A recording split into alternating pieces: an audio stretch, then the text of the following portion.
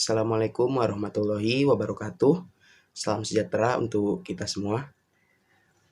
Pada kesempatan kali ini saya akan menjelaskan mengenai materi mata kuliah Bahasa Indonesia, yaitu mengenai bahasa baku, Bahasa Indonesia baku.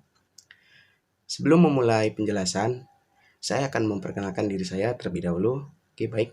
Nama saya adalah Emir Capalepi Daulay dengan NIM 3203131059 dan saya merupakan mahasiswa jurusan Pendidikan Geografi Universitas Negeri Medan Stambuk 2020. Kepada teman-teman sekalian, kepada penonton sekalian, agar kiranya dapat memperhatikan materi yang saya jelaskan, dan apabila terdapat kekurangan atau kesalahan pada materi yang saya jelaskan, mohon kiranya untuk diberikan berupa kritik maupun saran di kolom komentar. Terima kasih.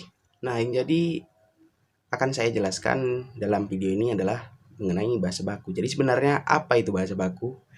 Dan sebenarnya istilah bahasa baku ini telah dikenal ya sama masyarakat luas. Namun perkenalan ini tidak menjamin bahwa masyarakat mampu memahami dan mengerti dari konsep dan makna istilah tersebut. Karena masih banyak orang atau masyarakat yang berpendapat bahwa bahasa baku sama dengan bahasa yang baik dengan benar. Padahal bahasa yang dipergunakan dalam situasi tidak sesuai pun dianggap sebagai bahasa baku. Sebenarnya makna kata baku itu sendiri tampaknya tidak dipahami secara benar oleh masyarakat, apalagi makna bahasa baku. Hal itu dikarenakan oleh keengganan orang mencari makna istilah baku dan bahasa baku di dalam kamus umum maupun kamus linguistik. Oleh karena itu, pada video kali ini saya akan menjelaskan mengenai bahasa baku. Yang pertama kali harus kita pahami adalah arti dari bahasa baku itu sendiri. Seperti yang saya kutip dari beberapa sumber, terdapat beberapa definisi dari bahasa baku itu sendiri. Antara lain, yang pertama seperti menurut pernyataan dari Lubis et al. Tahun 2022 mengatakan bahwa bahasa baku adalah bahasa yang menjadi pokok, dasar, ukuran, atau yang menjadi standar. Bahasa Indonesia baku adalah ragam bahasa Indonesia yang menjadi pokok, yang menjadi ukuran, atau yang menjadi standar dari penggunaan bahasa Indonesia. Kemudian menurut Prihantini pada tahun 2015, bahasa baku adalah ragam bahasa yang digunakan dalam situasi formal atau resmi. Kaidah-kaidah yang digunakan dalam bahasa baku, baik itu fonologi, morfologi, sintaksis, ataupun kosakata biasanya digunakan secara konsisten. Nah, dari dua pengertian di atas tadi yang disampaikan oleh para ahli bahasa, dapat dipahami bahwa bahasa baku adalah bahasa yang menjadi pokok, menjadi dasar ukuran, atau menjadi standar, memiliki kaidah-kaidah yang biasanya digunakan secara konsisten, baik itu fonologi, morfologi, sintaksis, ataupun kosakata, serta bahasa baku ini digunakan dalam situasi formal atau resmi. Jadi seperti yang disampaikan sebelumnya, bahwa bahasa baku itu bukan berarti bahasa yang baik atau benar saja, tetapi yang memiliki kaidah-kaidah yang telah ditetapkan oleh suatu standar bahasa. Berdasarkan definisi di atas, dapat dijelaskan beberapa fungsi dari bahasa Indonesia baku sebagaimana dikutip dari Lubis et al. Tahun 2022 yang dapat dijelaskan sebagai berikut. Yang pertama, bahasa Indonesia baku berfungsi sebagai bahasa pemersatu. Pemersatu di sini berarti berfungsi menghubungkan penutur dari berbagai dialek bahasa itu. Dalam konteks ini, bahasa Indonesia baku mempersatukan mereka menjadi satu masyarakat Indonesia baku yang menggunakan bahasa Indonesia baku. Bahasa Indonesia baku ini mengikat kebinekaan rumpun dan bahasa yang ada di Indonesia dengan mengatasi batas-batas kedaerahan. Kemudian bahasa Indonesia baku berfungsi sebagai penanda kepribadian, yang dalam konteks ini menandakan dan memperkuat perasaan kepribadian nasional bangsa Indonesia jika menggunakan bahasa Indonesia baku. Hal ini karena bahasa Indonesia baku itu telah berbeda dengan bahasa Malaysia atau bahasa Melayu di Singapura, Malaysia maupun Brunei Darussalam. Bahasa Indonesia baku juga sudah dianggap berbeda dengan bahasa Melayu Riau yang menjadi induk dari bahasa Indonesia ini. Kemudian bahasa Indonesia baku juga berfungsi sebagai penambah wibawa. Penambah wibawa di sini maksudnya membawa wibawa atau prestise, yaitu mencapai kesederajatan dengan peradaban lain yang dikagumi melalui perolehan dan penggunaan bahasa baku. Di samping itu, pemakai bahasa Indonesia yang mahir berbahasa Indonesia baku dengan baik dan benar memperoleh wibawa di mata orang lain. gengsi juga melekat pada bahasa Indonesia karena ia digunakan oleh masyarakat yang berpengaruh yang menambah wibawa pada setiap orang yang mampu menggunakan bahasa Indonesia baku. Kemudian yang keempat, bahasa Indonesia baku berfungsi sebagai kerangka acuan. Karena dengan adanya norma atau kaidah yang dikodifikasikan secara jelas, maka bahasa Indonesia baku berfungsi sebagai kerangka acuan yang menjadi tolak ukur pemakaian bahasa Indonesia yang baik dan benar. Norma atau kaidah bahasa Indonesia baku juga menjadi acuan umum bagi segala jenis pakaian bahasa yang menarik perhatian karena bentuknya yang khas, seperti bahasa ekonomi, bahasa hukum, bahasa sastra, bahasa iklan, bahasa media massa, surat menyurat resmi, bentuk-bentuk surat keputusan, undangan, pengumuman, kata-kata sambutan, ceramah, dan pidato. Nah, setelah kita membahas dan mengetahui fungsi dari bahasa Indonesia baku, ternyata bahasa Indonesia baku ini juga memiliki konteks-konteks penggunaan yang hanya bisa digunakan atau tepat digunakan pada saat-saat tertentu saja. Sebagaimana yang dikutip dari Lubis et al. Tahun 2022, bahasa Indonesia baku dapat dipakai dalam beberapa konteks, yaitu sebagai berikut. Yang pertama, dalam komunikasi resmi, yaitu dalam surat menyurat resmi atau pembuatan surat dinas, pengumuman yang dikeluarkan oleh instansi resmi, perundang-undangan, penamaan, dan istilah-istilah resmi. Kemudian dalam wacana teknis, yaitu dalam laporan resmi dan karya ilmiah berupa makalah, skripsi, tesis, disertasi, dan laporan hasil penelitian. Yang ketiga dalam pembicaraan di depan umum, yaitu ceramah, kuliah, khotbah, pidato, maupun orasi. Kemudian dalam pembicaraan dengan orang yang dihormati, yaitu dengan atasan dan bawahan di dalam kantor, siswa dan guru di kelas atau sekolah, guru dan kepala sekolah di pertemuan-pertemuan resmi, mahasiswa dan dosen di ruang perkuliahan. Itu tadi yang disebut dengan konteks pemakaian bahasa Indonesia. Untuk yang terakhir ini sebenarnya juga menyangkut dengan budaya sopan santun yang dianut oleh bangsa Indonesia, yaitu berbicara dengan yang dihormati harus menggunakan bahasa yang baik dan benar serta sopan.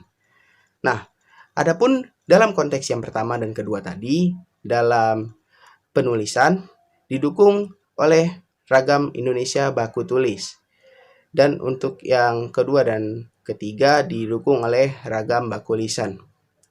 Di luar konteks itu, seperti dalam pergaulan dengan teman sehari-hari, teman sebaya, itu dapat digunakan bahasa Indonesia non-baku atau non-standar. Nah, setelah kita mengetahui konteks dari penggunaan bahasa Indonesia baku tadi, kita sekarang dapat mengetahui di mana saja bahasa Indonesia baku ini dapat digunakan.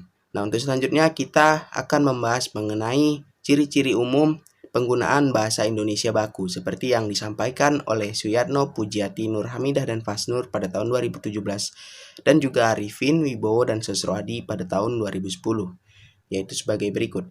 Yang pertama, bahasa Indonesia baku itu bersifat mantap.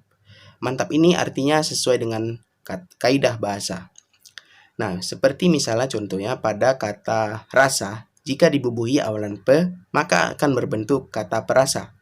Kata raba dibubuhi pe akan terbentuk kata peraba. Oleh karena itu, menurut kemantapan bahasa, kata rajin dibubuhi dengan partikel pe akan menjadi perajin, bukan pengrajin. Kalau kita berpegang pada sifat mantap, kata pengrajin tidak dapat kita terima. Bentuk-bentuk lepas tangan, lepas pantai, dan lepas tandas merupakan contoh kemantapan bahasa Indonesia baku. Kemudian bahasa Indonesia baku ini bersifat dinamis, yang artinya tidak statis dan tidak baku. Bahasa baku tidak menghendaki adanya bentuk kata mati. Seperti misalnya kata langganan mempunyai makna gana, yaitu orang yang berlangganan dan toko tempat langganan. Dalam hal ini, tokonya disebut langganan dan orang yang berlangganan itu disebut pelanggan. Kemudian, bahasa Indonesia baku ini bersifat cendekia karena dipakai pada tempat-tempat resmi. Pewujud ragam baku ini adalah orang-orang yang terpelajar.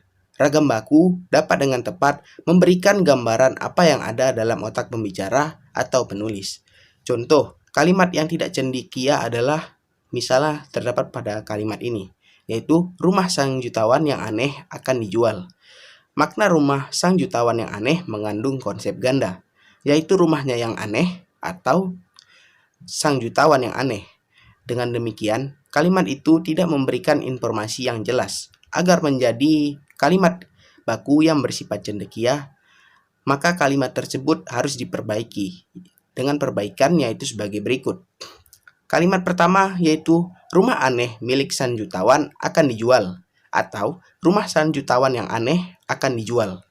Kemudian penggunaan bahasa Indonesia baku ini bersifat seragam, karena pada hakikatnya proses pembakuan bahasa adalah proses penyeragaman bahasa. Dengan kata lain, pembakuan bahasa adalah pencarian titik-titik keseragaman dari penggunaan bahasa tersebut. Misalnya, pelayan kapal terbang dianjurkan untuk memakai istilah pramugara dan pramugari. Andai kata ada orang mengusulkan bahwa pelayan kapal terbang disebut pembantu udara dan penyerapan itu seragam, kata itu menjadi kata baku. Akan tetapi kata tersebut sampai saat ini tidak disepakati dan tidak pernah dipakai. Yang timbul dalam masyarakat ketika memikirkan pelayan kapal terbang adalah pramugara dan pramugari. Kemudian kita akan membahas ragam penggunaan bahasa baku Indonesia, yaitu yang pertama ragam baku tulis. Seperti disampaikan oleh Suyatno, Pujiati, Nurhamidah, dan Fasnur pada tahun 2017. Ragam baku tulis adalah ragam yang dipakai dengan resmi. Contohnya dalam buku-buku pelajaran atau buku-buku lainnya, maupun juga perundang-undangan di Indonesia. Saat ini pemerintah sedang berusaha menerbitkan buku-buku pelajaran atau buku-buku ilmiah lainnya yang menyangkut masalah ejaan bahasa Indonesia. Nah, ejaan bahasa Indonesia ini tercantum dalam buku Pedoman Umum Ejaan Bahasa Indonesia yang disempurnakan atau juga kadang disingkat sebagai PUEBI. Kemudian ada penggunaan ragam baku lisan.